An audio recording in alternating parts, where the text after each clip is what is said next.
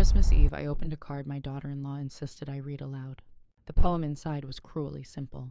Roses are red, violets are blue. We don't want a sick grandma. Christmas isn't for you. The room burst into laughter. My son David chuckled, his wife Zuri giggled, and even the children hid uneasy smiles. Tears blurred the Christmas lights as red and green glitter slipped from the card onto my lap. I stared at the family I'd sacrificed so much for, working double shifts after David's father left, helping him through college, even helping him buy this very house. Now they treated me like the punchline to a long-planned joke. Zuri, perched beside David like a queen, finally spoke with a syrupy sweetness. It's just a little fun, Myrtle. But maybe you'd be more comfortable spending the holidays somewhere, appropriate for your condition. She meant my Parkinson's diagnosis, the one I'd shared 6 months earlier, hoping for understanding. Instead, it had become ammunition. I asked quietly, "Where exactly is appropriate?" Her glance toward my son said it all. Facilities, others who understand, a place to hide me away. I insisted I was managing fine. My doctor agreed I was still in the early stages. But Zur's sister jumped in. Prevention is better than cure, right? And remember the wine you spilled last week. The memory cut deep.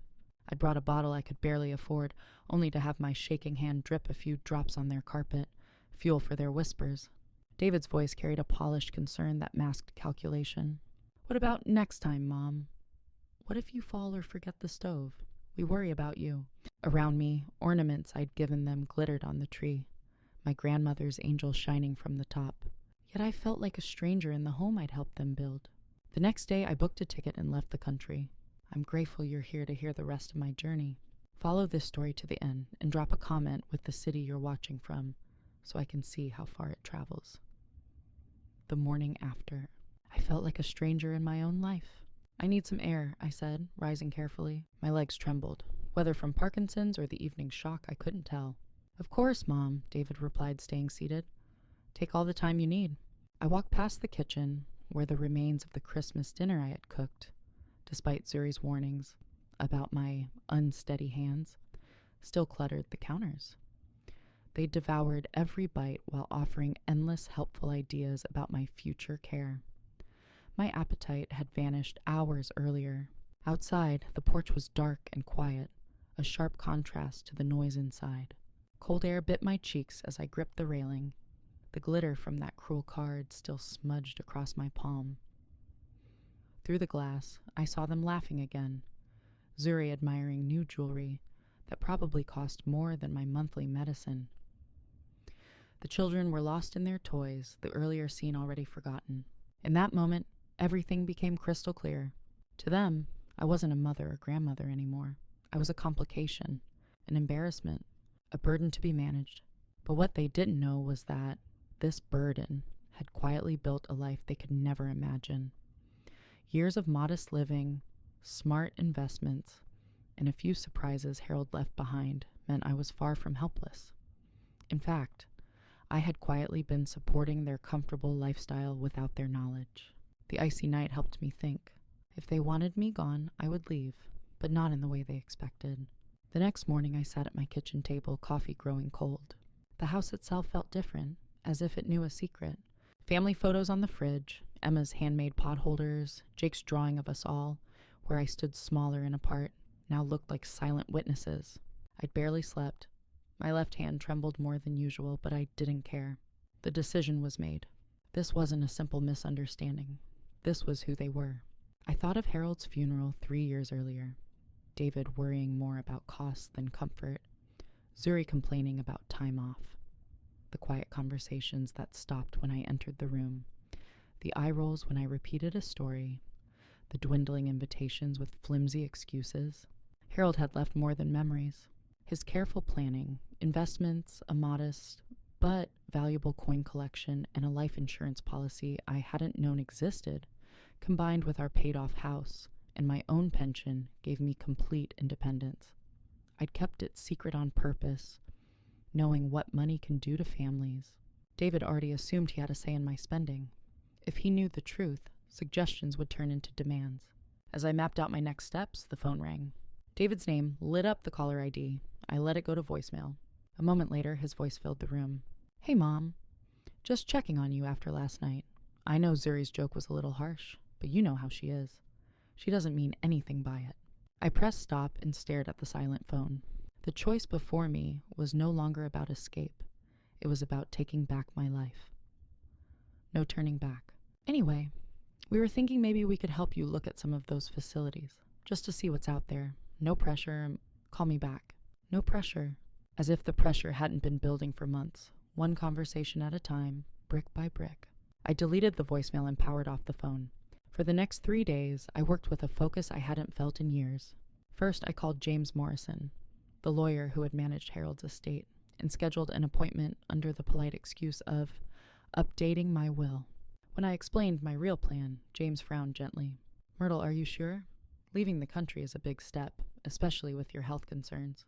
I told him about the Parkinson's diagnosis and my family's cold reaction, though I kept the Christmas card to myself. That humiliation was too personal to share. I've never been more certain, I said. I need to know my wishes will be honored no matter what my family wants. He nodded, understanding more than he said. Very well. Let's get everything in order. The logistics were tougher than I'd imagined. Converting my prescriptions for international use, finding a country with affordable, reliable healthcare, securing my finances so I could access them anywhere. Portugal emerged as the perfect destination. Mild climate for my joints, excellent medical care, a thriving retiree community. Far enough that unplanned visits were impossible, yet connected enough that I wouldn't be isolated. While I mapped out each step, memories surfaced like ghosts. David's college graduation, where he thanked everyone but me. Zuri's baby shower, where I was stuck in the kitchen while her mother played hostess. The family vacation where they booked Harold and me a hotel 3 blocks away. For the quiet, they claimed. Each recollection hardened my resolve, but also settled a heavy sadness in my chest. I dreamed of golden years spent as a cherished grandmother. Instead, I was planning my quiet exit before Emma and Jake ever truly knew me. Worse still was recognizing how long David had been erasing me from his story. When people asked about his childhood, he spoke of sports wins and academic triumphs, never of the mother who worked nights as a hospital aide while attending nursing school by day. My sacrifices were invisible, my presence forgotten. On December 29th, 4 days after Christmas, I made my first concrete move. At the bank, I opened a new account and transferred enough to fund my relocation, leaving the rest in carefully structured investments. Linda Chen, the manager who'd known me for 15 years, looked concerned. Mrs. Patterson, if you don't mind me asking, is everything all right at home? Everything is exactly as it should be, I said, and meant it. That evening, I began writing the letter I would leave behind. 7 drafts followed. One angry, one sorrowful, one almost pleading. The final version was calm and steady, explaining my choice without accusations or demands. Sealing the envelope, I felt lighter than I had in months. For the first time since Harold's death, I was steering my own life. What I didn't know then was that my disappearance would expose family finances they'd never imagined. The fragile grandmother they wanted to hide away was about to become the most important person in their world, just as she vanished from it. January 3rd arrived gray and cold, the perfect morning for departure. Far enough past the holidays that my absence wouldn't be noticed right away, yet soon enough to leave before doubt could creep in. I zipped my suitcase, took one last look at the quiet house, and stepped into the life I'd chosen. Free at last. A farewell they never saw coming. 2 modest suitcases waited by the front door, everything I needed for the life ahead. I'd packed without sentiment, leaving decades of possessions behind. The family photos stayed on the mantel. My mother's china remained locked in the cabinet. Even Harold's reading glasses still rested on his nightstand, just as he'd left them 3 years ago. Those things belonged to another version of me, the woman who believed family love was unconditional and sacrifice was always repaid with gratitude. That woman wasn't coming along. At 6:30 a.m., I called a taxi. Through the frosted window, I waved one last time to Mrs. Chen, my kind neighbor who had brought me soup during storms and checked in when I was ill. Far more caring than my own family. The driver, Miguel, chatted warmly about visiting his grandmother in Mexico. I found myself envying the affection in his voice. When had David last spoken of me that way? I couldn't remember. At the airport, a brief wave of panic struck. I was 65, facing an unpredictable illness, and about to leave everything I'd ever known. For a heartbeat, I nearly turned back. Then I saw as clearly as if it were yesterday Zuri's satisfied smirk as I read that cruel card. David's laughter. The feeling of being a stranger in my own family. The panic hardened into resolve. The flight to Lisbon was long but calm. I'd chosen a quiet seat, needing time to absorb what I was leaving behind. As the plane lifted off American soil, anticipation, something I hadn't felt in years, replaced dread. On the kitchen table back home, I'd left a letter weighted down with Harold's favorite coffee mug, along with a folder of key documents, medical records, insurance papers, and a detailed list of monthly expenses David had never bothered to ask about. The letter read, "Dear David, Zuri, Emma, and Jake, by the time you read this, I will be beginning a new chapter of my life. The events of Christmas Eve showed me that my presence has become more burden than blessing. This choice isn't anger, it's love. Love for you and for myself. You deserve to live freely, and I deserve to spend my remaining years among people who value me. My care and housing are arranged, so do not worry." The folder beside this letter explains household expenses you may not have realized. James Morrison at Morrison & Associates holds all legal details. This is not abandonment, it is freedom for all of us. With love always, Mom. What the letter didn't reveal was the real surprise. For 3 years, I had been quietly covering the mortgage on David's house, the taxes on their vacation cabin, Emma's private school tuition, and the health insurance premiums for their entire family. I turned off my phone before boarding. At 2:17 p.m. Eastern Time, the first missed call arrived. By the time I landed in Lisbon 12 hours later, my screen showed 53 missed calls and 29 texts. They told the whole story in order. Concern. Mom, where are you? Please call me. Confusion. I found your letter. What do you mean you're starting a new chapter? Panic. This is insane. What about your medication? And finally, anger. I don't know what game you're playing, but this isn't funny. I slipped the phone back into my bag and stepped into the bright Lisbon morning. Free, for the first time in decades. When the truth finally hit home. Mom, you need to come home right now. The flood of texts told the whole story. Zuri had called the mortgage company, only to learn every payment came from my account. David had phoned Emma's school and discovered Grandma Patterson was the tuition payer. The health insurance provider confirmed the family plan carried one name, Myrtle Patterson. At 11:43 p.m., a message arrived with a desperation I hadn't heard from David since he was a boy. Mom, please. I'm sorry about Christmas. We all are. Zuri is crying. The kids keep asking for you. Just tell me you're safe and we can fix this. Zuri's own text followed, softer but equally frantic. Myrtle, I know we haven't always gotten along, but this is crazy. David is falling apart. Please call us back. We can talk about Christmas and figure everything out. Reading their words, I felt a swirl of emotions.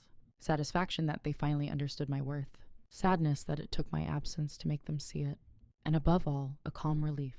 For the first time in years, I held the power to choose.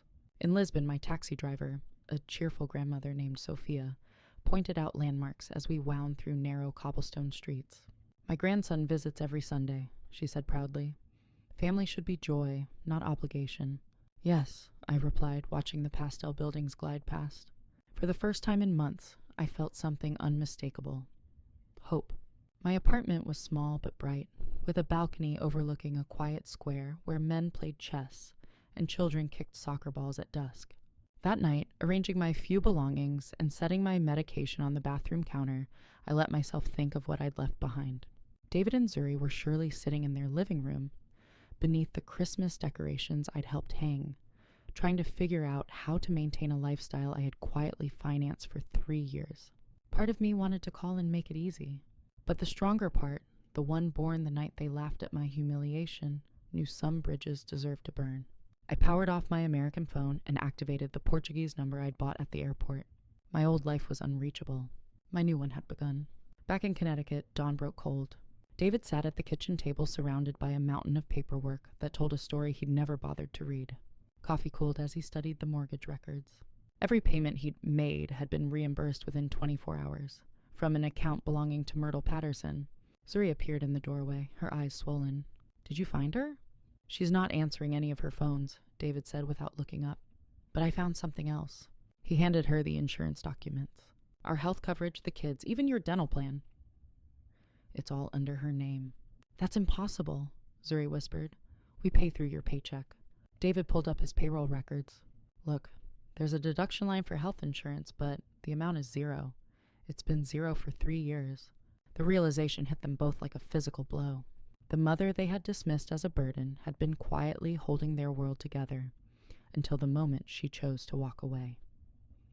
The weight of consequences. Zuri set the papers on the table and buried her face in her hands.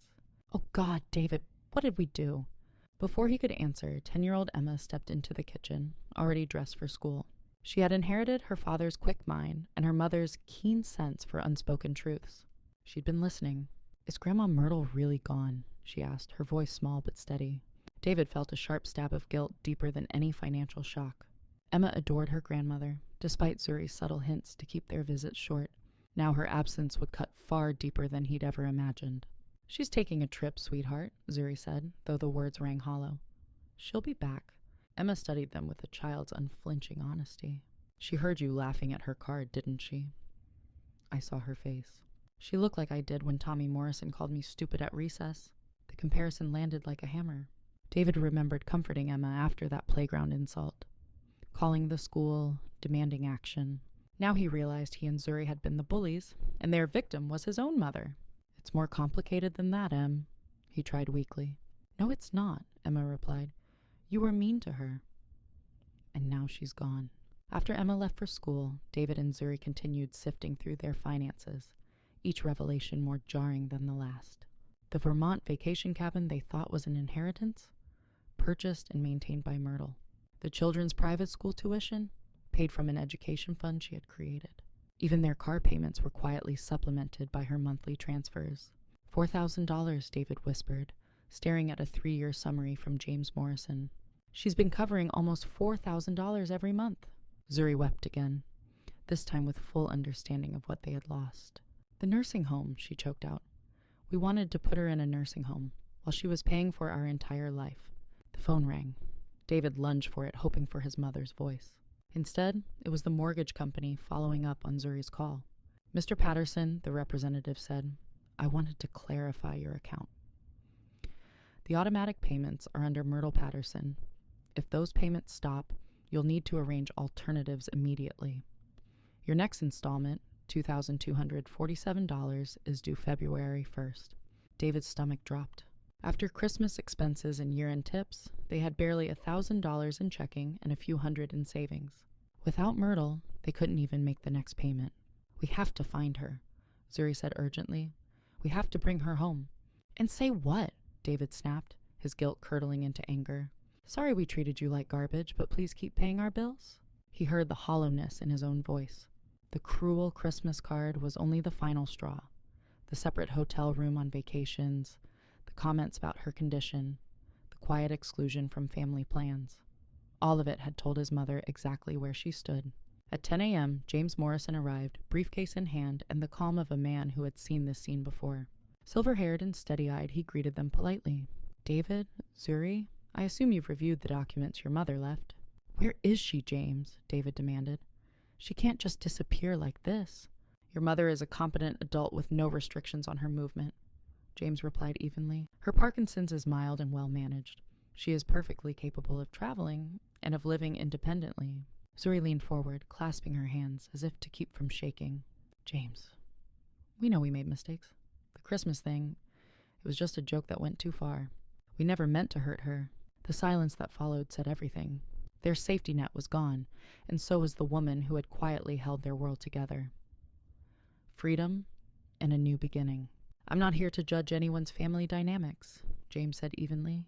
I'm here to explain the practical implications of your mother's departure. He opened a thick folder. Your mother has supported this household for 3 years, about $144,000 in total. That does not include the $80,000 down payment she provided when you purchased this home in 2018. Without it, you would not have qualified for your mortgage. The number hung in the air like a verdict. David felt the room tilt. He remembered her presence at the closing, remembered her insistence on helping, but he'd always assumed it was a small gift, a few thousand at most. So, what happens now? Zuri asked, barely audible. That depends on your mother, James replied, his tone softening. She's asked me to manage her affairs while she's away, including the payments she's been making for you. Are those payments going to continue? David hated the desperate hope in his own voice. For now, yes. She doesn't want the children to suffer, but this arrangement isn't permanent. Relief washed over David, followed instantly by shame. Even after the humiliation they had dealt her, his mother was still protecting them. There is one condition, James added. She wants to hear from Emma and Jake. Only from them. She misses her grandchildren. The words cut deeper than any financial blow. His mother would speak to the children, but not to him. After James left, David and Zuri sat in silence, surrounded by the evidence of their dependence. The Christmas tree still glowed in the corner, its lights now a mockery of celebration. What are we going to do? Zuri whispered. David looked around at the house, furnished, maintained, and secretly paid for by the woman they had treated as a burden. I don't know, he admitted. I really don't. Outside, snow fell gently over their perfect suburban street. Somewhere far away, his mother was beginning a new life. For the first time, David wondered if she was better off without them. 3 months later, Lisbon. I barely recognized myself. The woman who once shrank beneath her family's disapproval had been replaced by someone new. Someone who woke each morning eager for the day ahead. My apartment in Lisbon's Alfama district had become a true sanctuary. The winding alleys that first felt like a maze now embraced me like a protective cocoon. Every morning, I opened the shutters to the sound of trams and the scent of fresh bread from the bakery below. Mrs. Santos, the baker's wife, always saved a warm pastel de nata for me, and our cheerful mix of English and Portuguese had become a highlight of my day. Even my health had improved. Dr. Oliveira, my new neurologist, credited reduced stress and daily walks up Lisbon's steep hills. The Mediterranean diet and the peace I carried gave me an energy I thought I'd lost forever. But the most unexpected gift of this new life wasn't about health or scenery. It was Maria. I met her at a small cafe where I spent afternoons reading and practicing Portuguese. She arrived every Tuesday and Thursday with her granddaughter Anna, a shy 7-year-old who reminded me of Emma at that age. One afternoon, I saw Maria struggling to help Anna with homework while minding 3 other grandchildren. Something in me ached with recognition. "Excuse me," I said carefully in Portuguese. "Would you like some help?" Maria looked up, surprised but warm. Her English was better than my Portuguese, and within minutes we were chatting like old friends. Soon I was helping Anna with math, using the same tricks I'd once taught David. That simple gesture led to many afternoons of tutoring Anna and other neighborhood children whose grandparents gathered at the cafe. These families reminded me of my younger self, stretched thin, but determined to give their kids every chance. "You are teacher?" Maria asked one day as I helped her grandson with English pronunciation. I smiled, feeling a quiet joy I hadn't known in years. "No," I said, "just someone who loves to help." A new life, a new strength. I was a nurse, I told Maria one sunny afternoon, helping her granddaughter Anna with English verbs. But most of my teaching came from helping my own son when he was young. "You have such patience," Maria smiled. "The children like you." It was true. They had even given me a nickname, Avo Americana, the American grandmother. For the first time in years, I felt useful in a way that had nothing to do with money.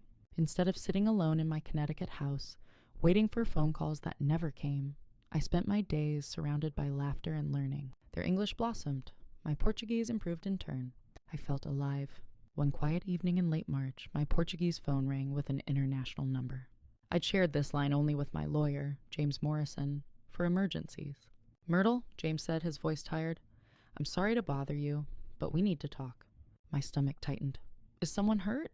"No, but David and Zuri have hired a private investigator to find you."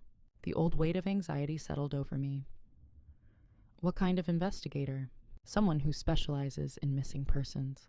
They've been calling daily, and they've gone to the police, claiming you're mentally incompetent because of your condition. They want you declared a missing person in need of assistance."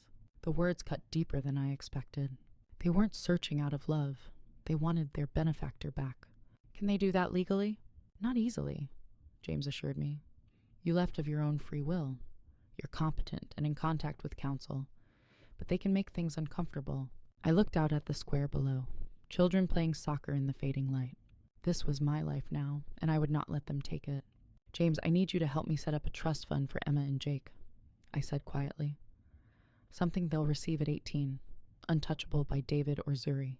"That's generous, considering everything." "They're still my grandchildren," I said. "This isn't their fault." "And the monthly payments to David's household?" I took a breath. "Cut them in half, effective immediately. Tell them my medical expenses have increased. It wasn't quite a lie. My neurologist had recommended new treatments, but David and Zuri didn't need the details. They'll push harder when they notice, James warned. Let them push, I replied, surprised by the steel in my own voice. I'm not the same woman who left Connecticut. The next morning, I threw myself into my routine with the children. Anna struggled with a school essay, so I shared memories of my own childhood.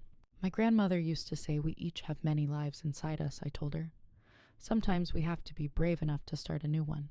Anna looked up with serious eyes. Did you start a new life? Avo Americana?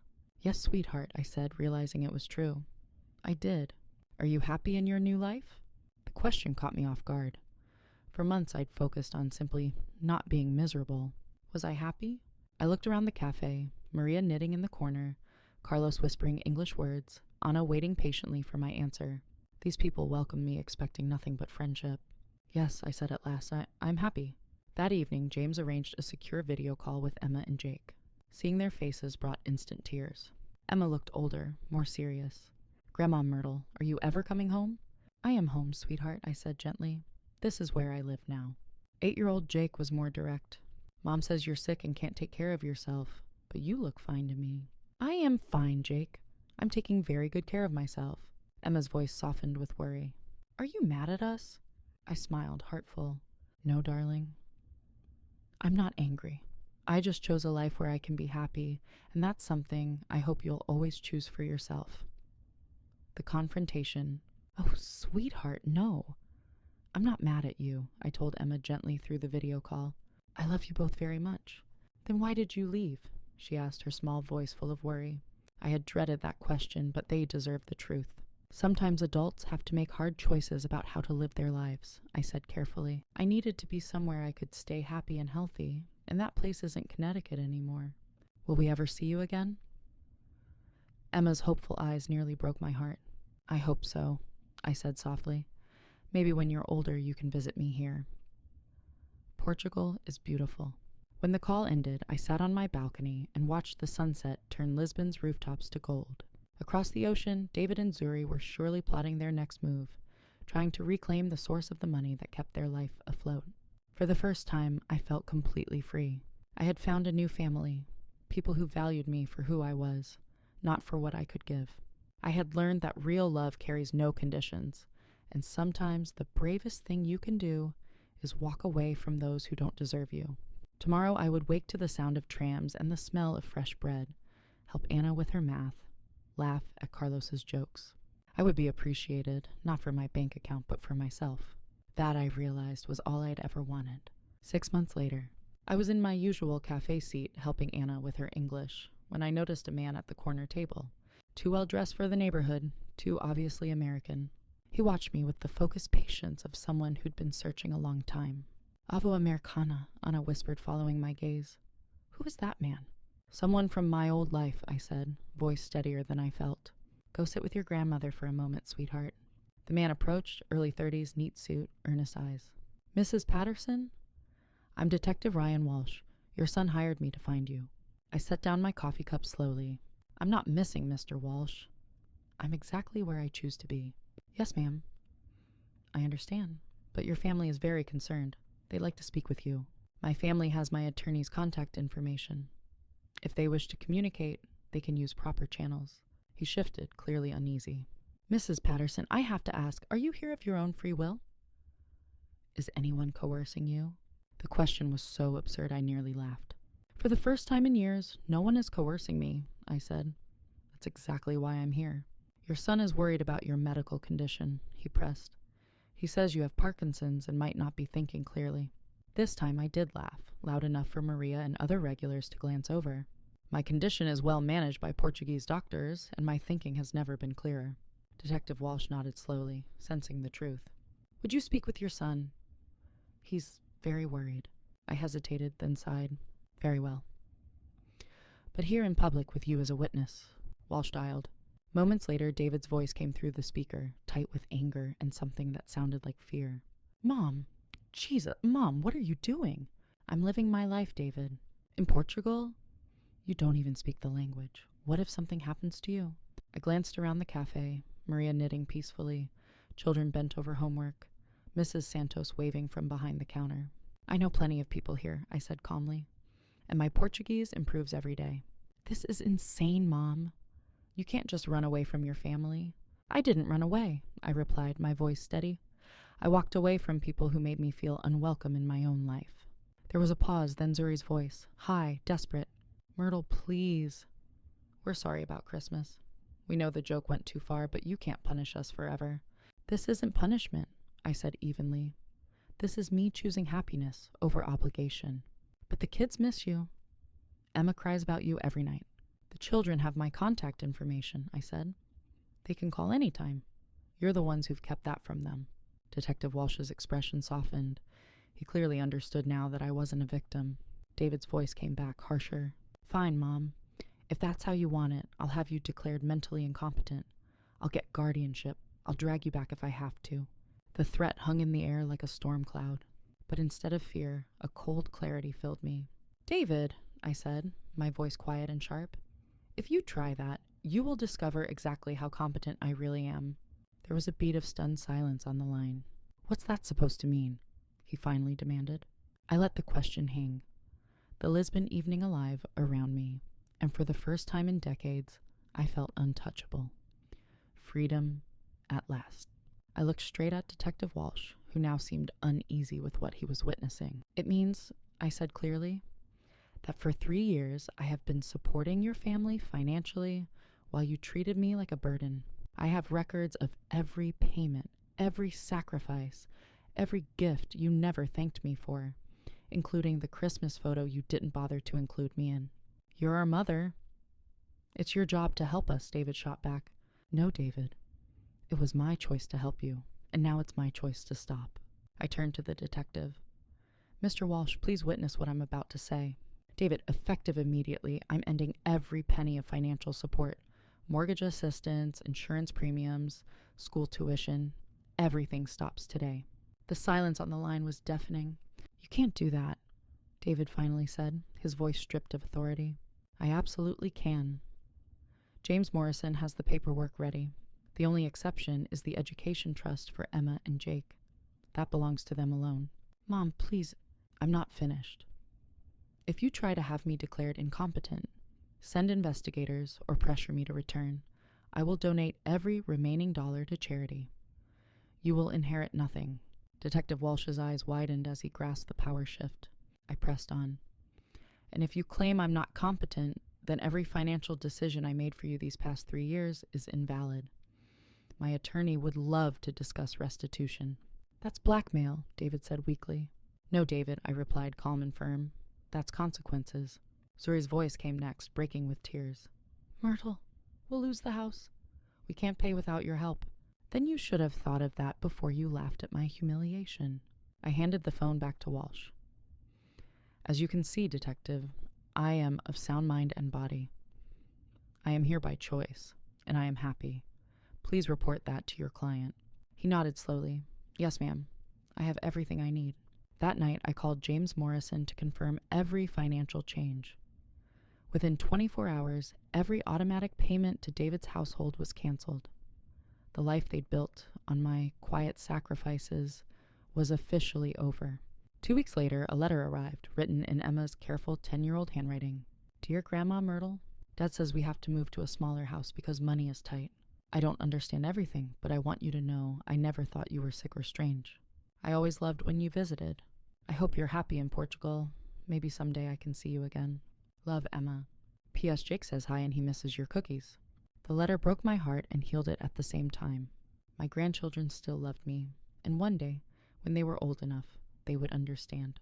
6 months later, Anna, Maria's granddaughter, brought me her school project about special people in our community. She had written about me, how I helped her learn English and math, how I'd taught her that it's never too late to start over. You are family to us now, Avo Americana, she said softly. And she was right. These children, this neighborhood, had become my family in ways that blood never guaranteed. They loved me not for what I could provide, but for who I am.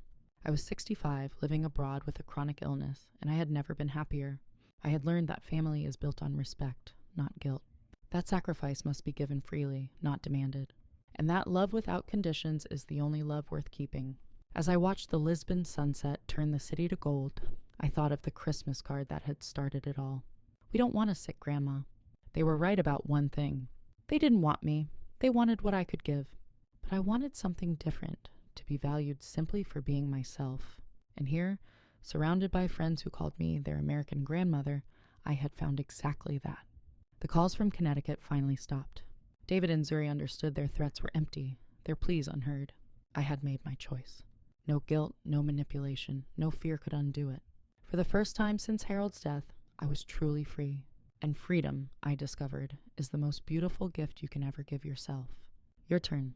If you were in my place, what would you have done? Have you ever had to choose your own happiness over someone else's expectations? Share your thoughts in the comments, and while you're here, check out the other 2 stories on screen, audience favorites that may surprise you. Thank you for staying with me to the end.